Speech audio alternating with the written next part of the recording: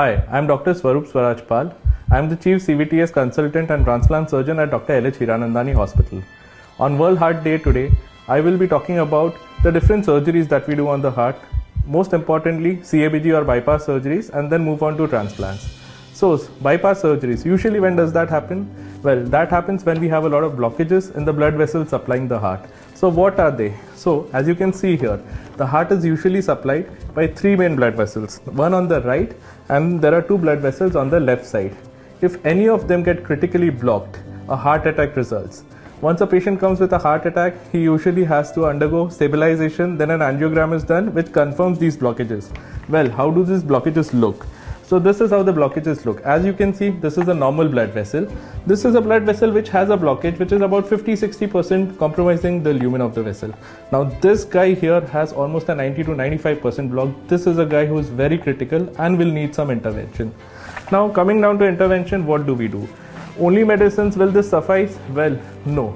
So along with medicines, we will also have to undergo either an angioplasty or a heart bypass surgery. So the other question that patients ask me is, how do we decide, doctor? Well, let's look at this figure.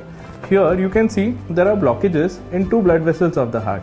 Both these blockages are single short segment blockages. This is a good substrate. This patient is also not a diabetic. This can be easily angioplasty. So then when is a heart bypass done? Now let's go on to the next situation, which is more commonly seen. Now we come across patients with diabetes, bad blood vessels, multiple blockages, as you can see here. The red part that you see is calcium sitting on top of the blockages. These are the guys for whom bypass is a gold standard. In these guys, bypass is usually attempted and they do very well after surgery. Why do they do very well after surgery? Well, that's because we don't use any foreign materials inside them. We use their own arteries. These are the mammary arteries, and you can see we can harvest arteries either from the leg or from the hand.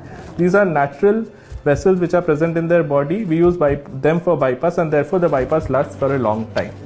Now coming down to heart failure, well, even after bypasses, some patients can have problems with valves. They come with a very bad state after a long time. In this cases, the heart is barely functioning at 10 to 15%. How will we save these patients? Well, that is where the role of heart transplant and LVADs come in. So these patients are initially screened at a heart failure clinic. After getting screened, a cardiac MRI is usually done. After we have confirmed the diagnosis, we put them on the transplant pathway. What is done in transplant pathway is their own diseased heart, which is usually non-functional. And which are these hearts? These are these hearts who have ischemic cardiomyopathy or any form of cardiomyopathy.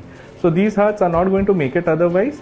We put them on the list and then we get a new heart in their place. This is called heart transplant. Now obviously, transplant can take a little time. So when we are waiting and if the patient becomes critical, we will have to put them on a bridge to transplant. This is called as an LVAD or a ventricular assist device.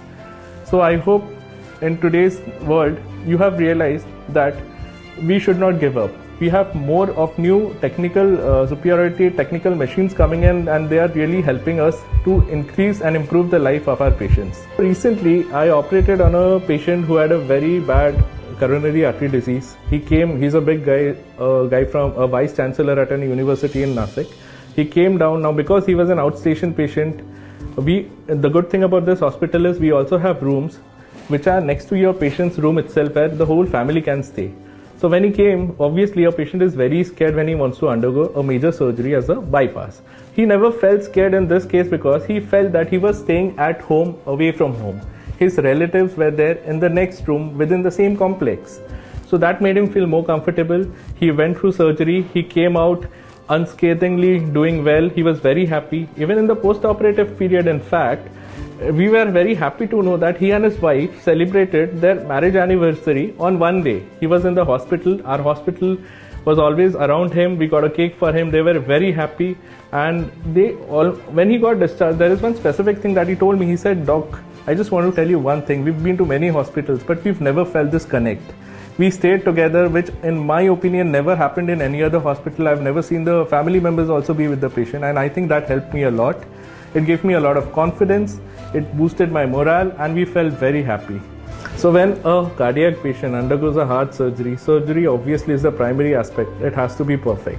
But apart from surgery, there are a number of people involved. The nursing care, the people sitting on the counter, the people around, the housekeeping. So all of these form a very important team. And for patient care, taking all of these factors into consideration is also very important. They form a very important part in patient well-being, and that really helps and improves the results of surgery as well as any other medical ailment for which the patient is admitted. And as I said, we all take that extra care and that extra step to see that the patient feels at home and is taken care of at every step on this journey. Thank you.